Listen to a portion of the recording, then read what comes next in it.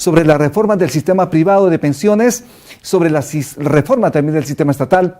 Hablaremos hoy, como dije, con Sigrid Bazán, nuestra invitada, a quien le damos la más cordial bienvenida. Buenos días, bienvenida a la República. Sigrid, ¿cómo estás? ¿Cómo estás, Rumi? Muy buenos días. Y en efecto, nosotros estamos a la espera de que esto pueda ser llevado al Pleno o que en todo caso entre un nuevo proyecto que sería el proyecto del Ejecutivo. Así en eso estamos. Así es. Lo primero, congresista, ¿por qué el Congreso tiene dos comisiones que ven un mismo tema?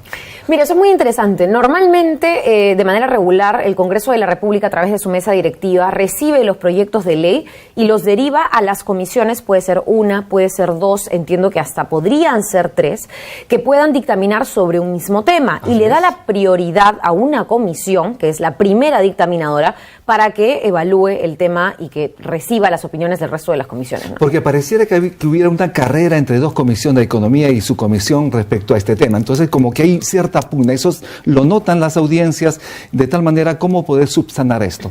Sí, creo que el tema de pensiones es distinto a otros temas. Uno podría hablar, por ejemplo, del tema alimentación, claro, y uno diría tranquilamente, alimentación podría estar en la Comisión Agraria, porque se producen los alimentos desde el agro, podría estar en la Comisión de Salud, dependiendo de cuál sea el enfoque.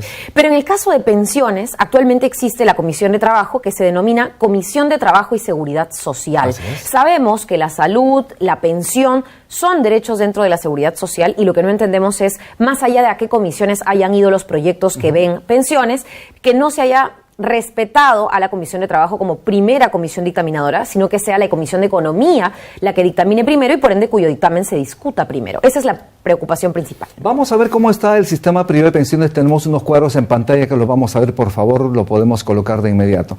Este primero estamos viendo justamente cómo ha ido, digamos, la rentabilidad de los fondos de pensiones. Como sabemos, hay 4 fondos de pensiones: Fondo 0, Fondo 1, Fondo 2 y Fondo 3. Si vemos, el Fondo 1 ha tenido una rentabilidad en el último año de 6,7%, el Fondo 1 4,04%, pero el problema está en el Fondo 2 y en el Fondo 3, que tienen resultados negativos, menos 0,80% en el Fondo 2 y el Fondo 3 menos 9,71%, es decir, casi 10%. Sin embargo, mientras los fondos de los afiliados, como dijimos, han perdido en algunos casos, en el caso de las AFPs han ganado dinero. Estamos viendo, entonces vamos a ver nuevamente la gráfica anterior. Las AFP sí han ganado dinero en el año 2022, 150 millones de soles, y en el 2023, 179 millones de soles. ¿Qué comentario tienes sobre ello? Si pudiera comentar encima de esa gráfica que seguramente todos están observando, Rumi, es importante notar que en el Fondo 2 y el Fondo 3 se conserva la mayor cantidad. Casi el 70% de los fondos están en el Fondo 2 y el Fondo 3. Es un porcentaje muy pequeño quien pudiera estar, por ejemplo, en el Fondo 0, que es el que se ha mantenido o incluso levemente ha mejorado su rentabilidad. Entonces, claro, uno puede argumentar de que existen fondos que no han caído por completo, pero sería falso, dado que en la realidad la mayor cantidad de gente está en los fondos que más impacto han tenido de manera negativa, pese a que, como tú bien has mencionado, la rentabilidad de FP no cambia, la que cambia es tu rentabilidad, la de afiliado, ¿no? Vamos a ver otro cuadro también en pantalla, lo tenemos ya de inmediato, lo vamos a ver. Ahí estamos viendo cuál es el resultado de ganancias de las AFPs. En este caso, estamos viendo son las comisiones recibidas, es decir, lo que las AFPs reciben por comisión por administrar los fondos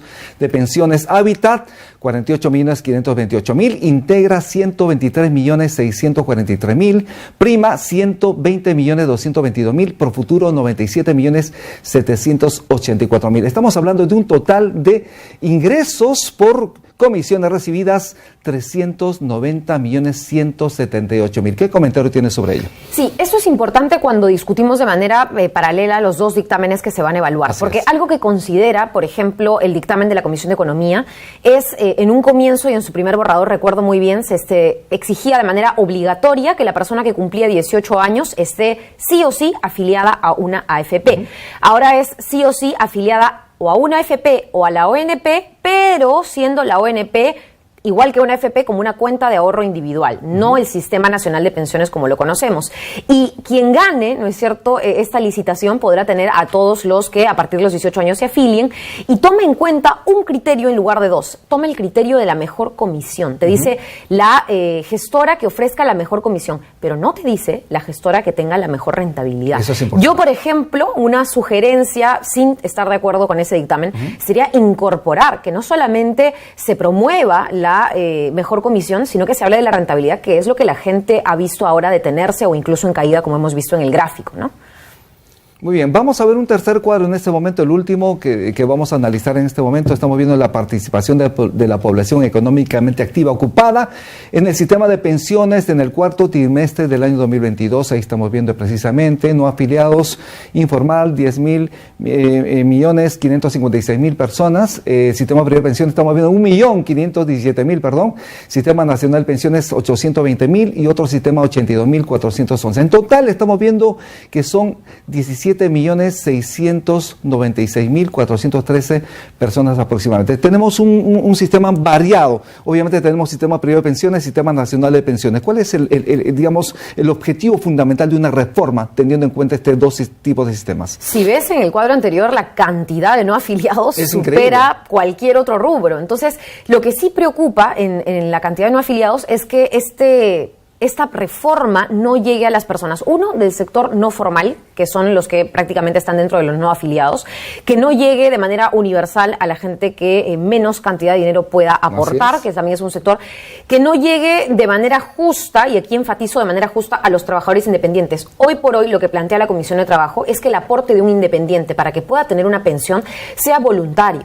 Pero si es voluntario, ¿cuál es el incentivo de aportar? Nosotros planteamos que no solamente aporte el trabajador independiente a un fondo, sino que también aporte la empresa que lo contrata y que también aporte un cachito, como se dice, el Estado. Eso le da un incentivo al independiente, que no solo va a ser yo y mi plata tratando de empujar hacia una pensión digna, sino va a haber un cofinanciamiento. En cambio, el dictamen de la Comisión de Economía propone que el aporte del independiente sea solo del trabajador. O sea, tu pensión depende de ti y nada más que de ti, de cuánto ganes, de cuánto trabajes, etcétera. Y además es obligatorio. Es obligatorio. De lo que hoy, además, en la ley vigente es voluntario, que hoy sea obligatorio, que el independiente aporte y que sobre sus hombros recaiga la posibilidad de tener una pensión, que además en el dictamen de Economía no tiene un mínimo.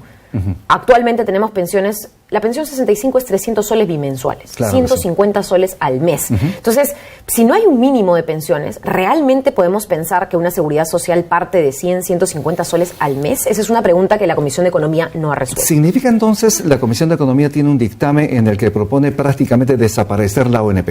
Es decir, todo sería privado. ¿De alguna manera esto beneficiaría al sistema privado de pensiones? Mira, esto, y no lo digo yo, lo dicen especialistas de la Pacífico, de la Universidad Católica y de otras instituciones.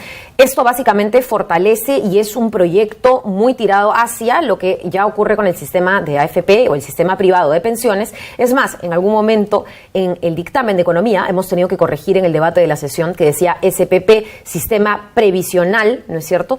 Y ellos en realidad querían decir sistema privado o habían redactado sistema privado porque es absolutamente lo mismo. El sistema previsional va a ser para ellos el sistema privado y solamente se incorpora a la ONP como una institución del Estado, pero con lógica privada, es decir, tu dinero, tu cuenta de ahorros, y solamente el trabajador va a asumir y de él va a depender su futura pensión, incluso sea esta menor que la canasta básica individual, que es básicamente lo que uno necesita para sobrevivir, ¿no? Hay que indicar además que la reforma del sistema de pensiones que involucra obviamente a la Comisión de Economía es que también como propone que una parte de los fondos para las pensiones se financie con 3% del IGB.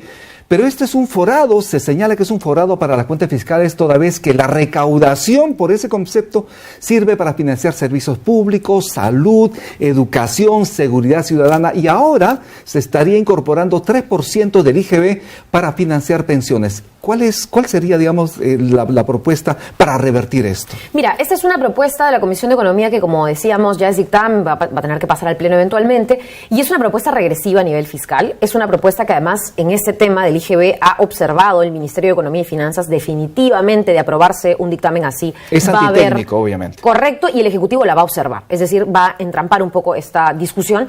Y lo tercero es que si el Ejecutivo tuviese un proyecto de ley distinto, no va a empatar con lo que está planteando tampoco el dictamen de la Comisión de Economía por el tema del IGB, que además es algo que todos los peruanos pagamos, y creo que ahí es muy injusto que se incorpore, según la lógica de la Comisión de Economía, 3 puntos del IGB, pero no se considera a las personas no formales, que incluso siendo no formales, pagan su IGB cada vez que compran algo. Entonces, yo ahí sí siento que es un dictamen bastante exclusivo, que cierra por completo el Sistema Nacional de Pensiones y que además, Rumi, si me permite, hay un tema que no se ha tomado en cuenta y es que la Comisión de Economía le encargó hablar de pensiones a un grupo de trabajo. Ese grupo de trabajo, liderado por el congresista Montoya, ha emitido un informe después de la aprobación del dictamen. Increíble. Entonces, no entendemos por qué estamos avalando, permitiendo, ¿no es cierto?, sosteniendo grupos de trabajo cuyo impacto, cuyo resultado no vamos a tomar en cuenta. Yo creo que eso es un poco antidemocrático hasta cierto sentido, porque además el señor Montoya, en su informe del grupo de trabajo, propone cosas que la Comisión de Economía ni siquiera propone, y es más, contradice. El señor Montoya, por ejemplo, propone que haya, de alguna manera, un capital semilla, que haya financiamiento para la compra de una primera vivienda, que existan facilidades de diferentes tipos. Entonces, no entendemos por qué la Comisión de Economía no habría tomado esto en cuenta. Incluso habla de cofinanciamiento. Eso es algo que podríamos tener en común con el grupo de trabajo, que por lo menos en ciertos aspectos haya un copago de parte del Estado. Entonces, es un poco extraño. Hay quienes dicen fundamentalmente que la propuesta que impulsa la Comisión de Economía, su colega Rosángela Brabalán, se estaría desvalijando al Estado para poner dinero de todos los peruanos precisamente para atender las pensiones de esas personas. ¿Por qué no es importante, no es viable, digamos, utilizar recursos del Estado para ello?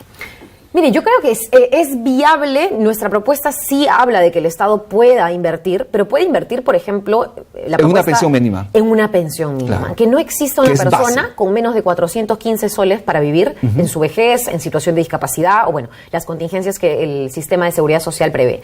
¿Por qué? Porque sentimos que la referencia es la canasta básica de consumo personal, porque sabemos que hoy en día se tienen que aprobar bono tras bono de manera desordenada para cubrir, y sobre todo al adulto mayor, la crisis económica que de vez en cuando, por diversas razones, ya sea internacional, el COVID, etcétera, ocurre. En el caso de la Comisión de Economía, lo que se plantea es, en temas tributarios, tocar, ¿no es cierto?, en la recaudación del IGB para poder incluirla en un sistema que además no asegura ni pensiones mínimas, ni universalidad, ni llegar a los sectores en los que hoy, como tú decías, alrededor de 11 millones de personas que no están en ningún sistema afiliadas. Entonces sí consideramos que eso es peligroso y es de alguna manera injusto. Creemos que ya ocurre esto, en la realidad, como lo plantea el dictamen de Economía, que los que más tienen una mejor pensión, los que más ganan, los que mejores trabajos tienen, pero ese no es el grueso de peruanos. El grueso de peruanos sobrevive el día a día, el grueso de peruanos además cayó en la informalidad después del COVID. Claro. Recordemos que mucha gente se tuvo que reinventar, sacar un negocio pequeño, y vas a cargarle a esos trabajadores independientes un aporte obligatorio sin ningún incentivo, copago, cofinanciamiento. Eso no es así. Es lamentable, ¿no? Sí, estamos en LR más Economía, el programa económico del diario La República. La propuesta de la Comisión de Economía fundamentalmente está buscando que sean los trabajadores sin la participación de las empresas los que deben aportar para su pensión, además de pagar los costos de administración de sus fondos previsionales. Es decir, se libera a los empleadores de un aporte previsional para sus trabajadores, pero es una propuesta que ya se aplica en el sistema actual de pensiones, donde son los propios trabajadores quienes aportan a una cuenta individual de capitalización. ¿Por qué esta propuesta no es la más conveniente, congresista? Mire, nosotros sentimos que no cumple con todos los criterios que ya se han establecido y creo que la Comisión de Trabajo ha hecho bien en tomar como referencia no solamente 13 proyectos de ley y lo que digan los congresistas actuales, que sin duda mucha gente podrá criticar por diversos motivos, sino que tomamos como estándar los convenios firmados por el Estado peruano de la Organización Internacional de Trabajo. A mí me gustaría saber cuál es el estándar del dictamen de Economía, porque si es el dictamen que es el estándar de la Asociación Privada de AFPs, correcto, que se sincere y se diga tal cual, pero ese es un sistema que puede sonar simpático, ¿no? Bueno, tú metes tu plata en tu cuenta de ahorro y se te permite liberar esa cuenta de ahorro cuando seas mayor de 65. Eso lo puede hacer cualquiera que puede ahorrar, que tiene la capacidad de ahorro. No es la mayoría de peruanos, no todos tienen la misma capacidad de ahorro, muchos están endeudados, tienen un crédito por una casa, tienen un crédito, etcétera. Entonces, en ese sentido, sí creemos que no se está pensando en la gran mayoría y se está reproduciendo o incluso profundizando el modelo que ya existe. Es importante incidir sobre este tema de la pensión universal, porque esto es básico para una reforma del sistema previsional, aplicado también como parte de la reforma en los países vecinos. ¿Cuál es la experiencia de los países vecinos al respecto? Sí, mira, esto ya lo hemos visto en distintos países como Colombia, como México, que han migrado, han dejado, digamos, un poco el sistema de las AFP y han pasado a sistemas multipilares. No todos los sistemas pensionistas funcionarios multipilares son iguales. Por eso es que nosotros también tenemos una propuesta muy ad hoc. Sabemos que la informalidad en Perú es una característica peruana que no la comparten todos los países. Chile está por salir y ya tiene varias propuestas también de discusión por de alguna manera salir de este sistema de las AFPs. Ha generado además muchas movilizaciones, mucha conflictividad social. Es una de las propuestas que el presidente Boric, hoy presidente de Chile, prometió y que entiendo se está trabajando. Pero sí creo que hay que tener en cuenta que a raíz de esta lógica comparada, y si vemos la experiencia incluso de los países OCDE, una organización a la cual queremos pertenecer como Perú, sí tenemos normalmente sistemas multipilares. ¿Para qué? Es importante. Para permitir, y creo que esta era la pregunta del día en el programa, que no solo el trabajador cargue sobre sus hombros la responsabilidad de tener una vida digna, y que sí haya un Estado, como lo habrá también en el sector privado, porque el dictamen de la Comisión de Trabajo considera también al sector privado, pero un Estado que sea el garante de eso mínimo que necesita una persona para tener por lo menos un plato de comida y una vivienda digna. Envíe sus comentarios, envíe sus preguntas. Vamos a repetir nuevamente la pregunta del día. Los vamos a ver en pantalla, por favor, a mis compañeros para que lo pongan en pantalla. ¿Lograr una pensión solo debe ser responsabilidad de los trabajadores y no de las empresas? Congresista, ¿qué opina usted? Yo, como lo decía, acá lo que estamos planteando es un sistema multipilar que incorpore financiamiento del Estado en la base, que es lo más amplio. Ya existe, Pensión 65 y el programa Contigo son un ejemplo de que eso se tiene que mejorar. Pensión mínima, una pensión base donde se pueda apilar luego algo mejor. Correcto, la pensión mínima es 415 soles, que es aproximadamente el valor de la canasta básica personal, que cambia, por eso la pensión va a ajustarse a esos cambios. Si el aceite se dispara mañana, si el pollo sube de precio, si el arroz nuevamente cuesta más caro, lo que es lógico es que la canasta básica individual aumente y por ende la pensión ese año, ¿no es cierto?, crezca. Entonces se va a estar reajustando constantemente esos montos y va a tener que sí entrar el Estado a apoyar. Pero hay un segundo pilar donde el trabajador tiene que aportar y hay un tercer pilar donde el trabajador que gane más de 5 remuneraciones mínimas vitales va a poder incluso escoger su propia AFP para rentabilizar aún más si así le parece su dinero. Es decir, necesitamos una base sobre la cual cada uno pueda ir aumentando su pensión, que es lo que con justicia también corresponde al trabajo de cada uno. ¿Y esta pensión mínima cómo podría financiarla el Estado? Porque obviamente tiene que salir dinero del Estado. ¿Cómo financiar esta pensión mínima que sugiere su propuesta? Mire, hemos visto dos cosas. Primero, el tema de los estudios actuariales que los tiene que realizar el MEF. Nuestra base o nuestro cálculo ha sido a raíz de los estudios actuariales de hace algunos años cuando se creó la Comisión Omonte, en donde se demostraba que sí había cierto presupuesto, pero aquí viene el siguiente criterio, que hablamos de una progresividad. Para poder implementar un sistema como el que estamos planteando nosotros, sí se necesita progresividad, no solamente en términos de las bases. La idea además es que cada persona empiece con una pensión mínima y a raíz de ir subiendo al siguiente pilar, finalmente pueda ir mejorando, porque eso es lo importante. Todos en el sistema del dictamen de Comisión de Trabajo pueden mejorar su pensión, hay chance a mejorar. Y lo segundo es que la progresividad también parte por el aporte. Nosotros estamos planteando que en el caso de las microempresas, por ejemplo, puedan empezar aportando un poquito menos como empleadores, los trabajadores también aportarán, por supuesto, y que a medida que se gradualiza la implementación del sistema pasen a aportar un poquito más. Esa es un poco la idea, ¿no? Hay preocupación en las personas porque consideran que la propuesta de la Comisión de Economía podría acercarse mucho a lo que plantean las AFPs. ¿Cree usted que se han activado algunos lobbies para esto en el Congreso? Sí, mira, yo no quiero hacer ninguna denuncia formal, pero sí, como el lobby no es un delito, me queda clarísimo que todo funciona a raíz de lobbies en el Congreso, no solamente el debate de una reforma del sistema de pensiones. Pero yo creo que, digamos, de alguna manera la asociación y en general el sistema de AFPs, con quienes sean ahí operadores políticos, porque me queda claro que el poder económico tiene operadores políticos. Eso sí es un statement, ¿no? Es decir, fáctico, además. Existen operadores o negociadores detrás del poder económico dentro del Congreso, del Ejecutivo, lo estamos viendo, por Dios, o sea, eso se investiga todos los años en todas las gestiones. Si está o no está involucrado eso en la Comisión de Economía, yo sería muy injusta en decirlo de manera tan abierta. Pero sospechoso sí creo, que coincidan las propuestas. Más que sospechoso, o sea, esto es una copia total del modelo que existe, es una copia total de lo que están imaginándose las AFP podría pasar. O sea, esta es una reforma que quiere las AFP que ocurran.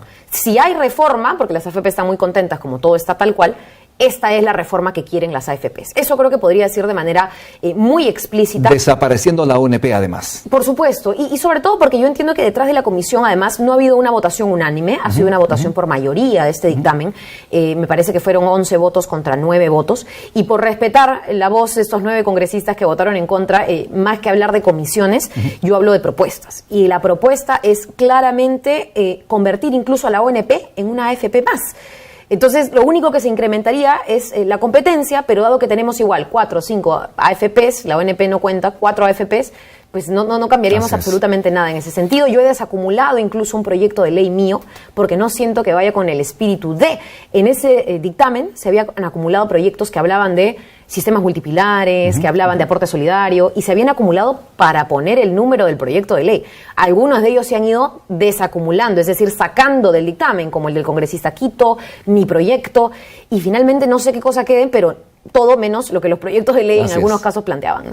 Congresista, son 2 entonces dictámenes que se tienen que ver en el Pleno del Congreso. ¿Cuál es el procedimiento y qué es lo que viene luego? Con esto nos vamos. Sí, mira, yo entiendo que ahora los 2 dictámenes, tanto de la Comisión de Trabajo como de la Comisión de Economía, que han sido aprobados, pasarían al Pleno del Congreso y entraría a debatirse primero el dictamen de la Comisión de Economía, porque es la Comisión de Economía la que tiene a la mayoría de proyectos como primera comisión. Donde está el riesgo, además, que pueda ser aprobado. Correcto. De no ser aprobado el dictamen de Economía, pasaríamos a discutir el dictamen de Trabajo y veríamos finalmente también si se aprueba o no. Y si no se aprueba ninguno, ahí viene el problema. Pasaríamos a reevaluar los proyectos que entren sobre este mismo tema, que hay otros proyectos también caminando que han ido ingresando, muy específicos, no de una gran reforma, pero por ejemplo, para poder fortalecer Pensión 65 en un proyecto de ley. Habrá que ver también ahí hacia dónde se reencausa la discusión. Congresista, no tenemos más tiempo. Muchísimas gracias por estar en LR Más Economía de la República. A ti, Rumi, y espero que la ciudadanía también esté informada y vea también cuáles son todas las aristas de cada uno de los proyectos. Muchísimas gracias. Estuvimos con Sigrid Bazán, presidenta de la Comisión de Trabajo y Seguridad Social del Congreso.